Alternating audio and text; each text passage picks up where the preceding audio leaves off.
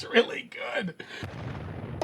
Primal Chaos. So as some of you know, this channel started out being pretty intensely about heavy metal or aggressive vocals and things like that. And since then, obviously, I've gone in a million different tangents in a million different directions. And I've found myself, as someone who's always been interested in the production of pop music, I found myself pretty transfixed by this whole K-pop sort of genre thing, where I've found myself doing a few reactions to things like BTS and Blackpink and Stray Kids, LE SSERAFIM, like the list goes on, because it seems like South Korea is the epicenter of, you know, the taste-making sort of element of pop music currently. And that's not to say that they're not borrowing from Western concepts and things like that. And a lot of things like, you know, even things like 90s pop that we found in the West, I'm finding a lot of influence in these acts today, but they're basically reframing it and putting it through their own prism and distilling it down to like this saccharine kind of essence of pop production and pop writing and pop performance and things like that. And so if you want to see the absolute best of what's happening in the pop industry right now, you got to turn your eye towards South Korea, right? And, you know, the one thing I haven't looked at so far is any of these sort of groups. Obviously, after a time, they sort of tend to splinter away and start doing their own sort of individual things, you know, and I haven't done that to this point. So I'm really curious to see how somebody from, say, BTS might find moving into territory that is kind of, they're not encumbered by the group or like what's expected of the band, so to speak, and they can sort of stand on their own 2 feet and maybe develop more of an aesthetic for themselves personally and the things that they like. So that's going to be a really interesting sort of transition for me. I mean, I know that this happens all the time, but for me, this is kind of my first foray into looking at a solo act, at least that I can remember, from someone like BTS or Stray Kids or something like that. So I'm really curious about this one. It's like the sky's the limit. It could go in any direction. It could be pop, it could be metal, it could be rock, it could be anything. We'll check it out. But before we do, I just want to say this video today is brought to you in part by Enchroma. Enchroma make glasses for colorblind people like myself. So if you suspect you might be colorblind or you know someone who is, click the link in the description. It'll take you to their website where you can get a free eye test, find out if you have a deficiency, and if so, what kind, and maybe while you're there, you can pick up a pair of glasses that'll help you see the world a little bit more like everyone else. I wear mine every day. I love them. Yeah, let's jump straight into the reaction. Here we go. Jung, Kook, again, I'm the new guy here, right? So pronunciation of things is going to be off, okay? And correct me in the comments. Anything you think because I'm here to learn from you guys. So fill me in.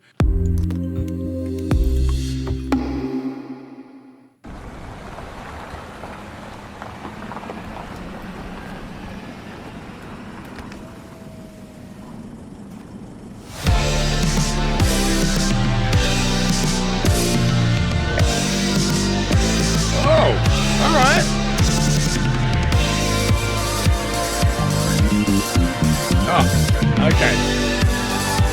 70s disco funk it is, all right. Ah, yeah. Oh, my God, yes. Play it slow. I push up on this funk and give me miracles. Oh, my God. It sounds like Lionel Richie or somebody. Control.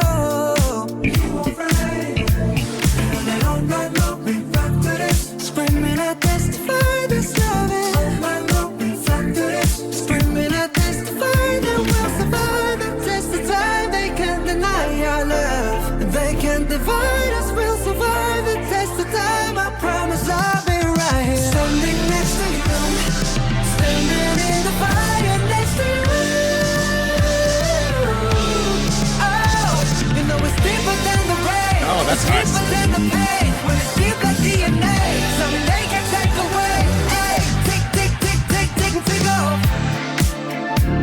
All right, I gotta stop it there. I got too much to talk about. Wow, okay. I've got a question, right? If you're watching this and you're the kind of person whose only real experience with music is, K-pop, and maybe BTS is your first favorite band that you're passionate about, or maybe you're younger, growing up in like the 2000s and stuff like that, I'd love to know what your take on this sound is. Does it sound fresh and unique and interesting? It sounds clubby, obviously dancey, you can dance to it and everything like that. But to me, like I'm 46 years old, right? And I'm not even old enough to appreciate where this came from because I'm aware of the genres from prior to me. But I'm really curious because what this is this is like late 70s, maybe early 80s, 80 to 81 kind of disco funk, right? And it is authentic sounding. Like it sounds legit. The production's better.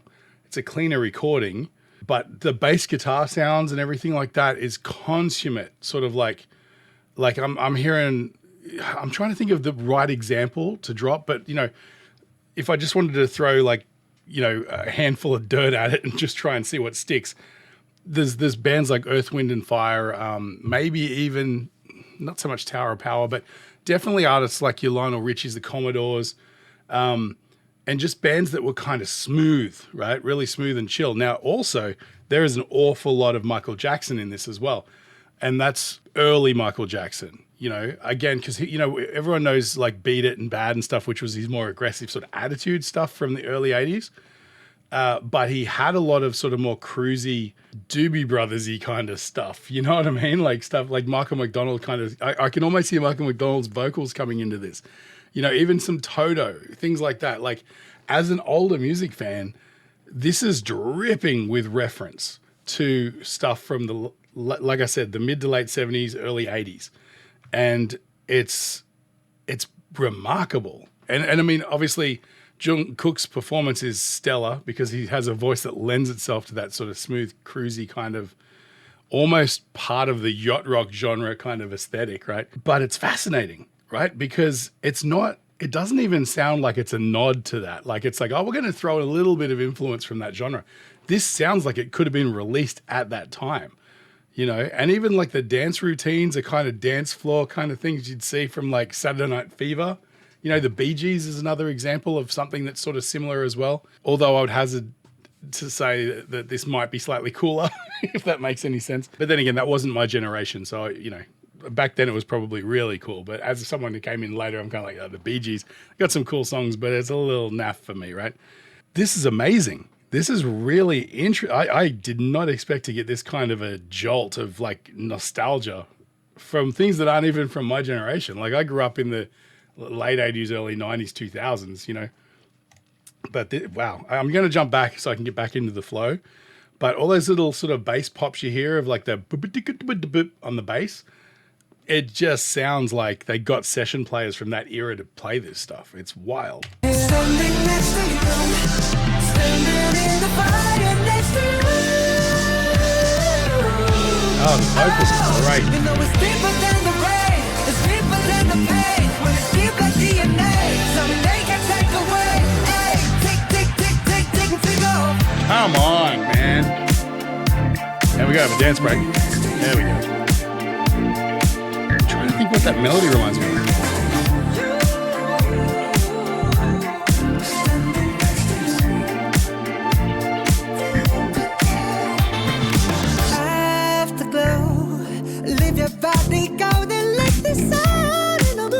Oh man, I know, it's great.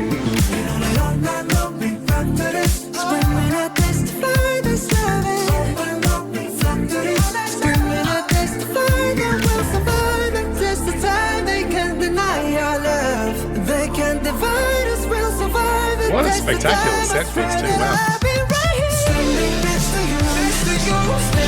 That reminds me of, maybe I'm misremembering it, but the set piece reminds me of the Baz Luhrmann's Romeo and Juliet. There was, if my memory serves, right at the beginning of the movie, there's like, I guess it's like down on Santa Monica somewhere, and they've got like a Baroque Shakespearean stage there that looks decrepit like this. Am I remembering that wrong? Let me know in the comments. I think I might be, you know, it's sort of just, it's twigging a memory, but I can't think if it's accurate or not. Dude, his like head voice notes are so good. The other thing, let me know in the comments.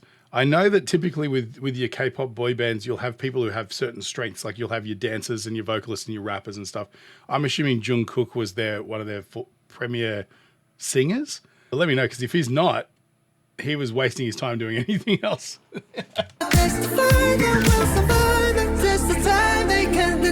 little bit of the Weekend vibe as well.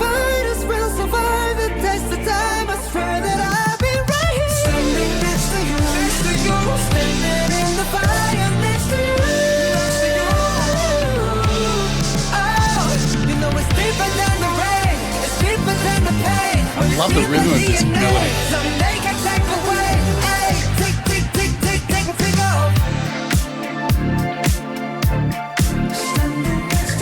It's a singable hook. I'm already singing the hook. It's amazing.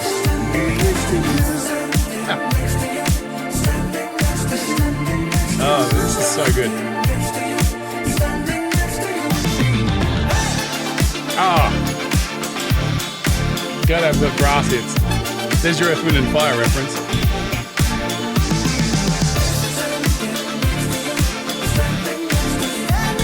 Oh my god, the dance fighting. This is great.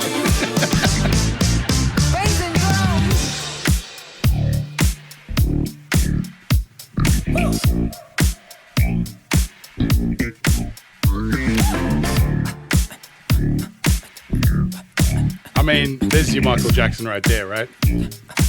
Like I mentioned, like early Michael Jackson era is definitely a reference for this, but I mean, he was influenced by so many bands around that time too. Because you got to remember when Michael Jackson really hit, he was like, what, 18 or 19, right? So he was pulling influence. I mean, Toto, the band Toto, who, if you don't know who they are, look up songs like, I mean, you'll know Africa, right? Most people know the song Africa. Gonna take a lot to drag me away from you. That song. There's, you know, they also have songs like Rosanna and Georgie Porgy and stuff, which are all kind of like this smooth funk, you know? And they were responsible, or at least members of Toto were responsible for writing a lot of Michael Jackson's early material as well. So, you know, you can say that he took a lot of influence from there, but also he was his own unique artist. And you can see that shining through in this dance break. He's even has the audacity to pull a couple of Michael Jackson moves, right? So it's not like the reference is lost on him. He gets it, right? This is an homage.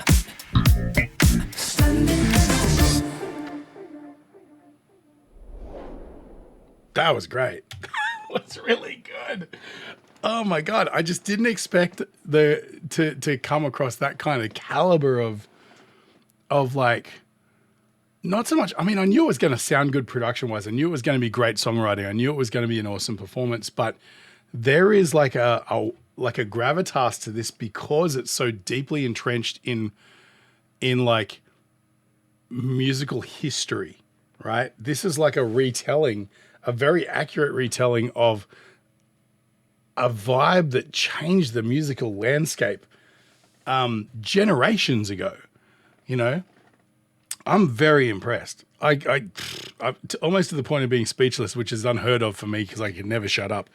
But boy, oh boy, that was not what I went in expecting to see, but I'm really glad I did. That was fantastic, man. Okay, so like I said, let me know in the comments. I need to know more about Jung, Kook, and also if any of the other artists have gone their separate ways and done solo projects. Is this his first solo thing, or has he had several records now? I don't know.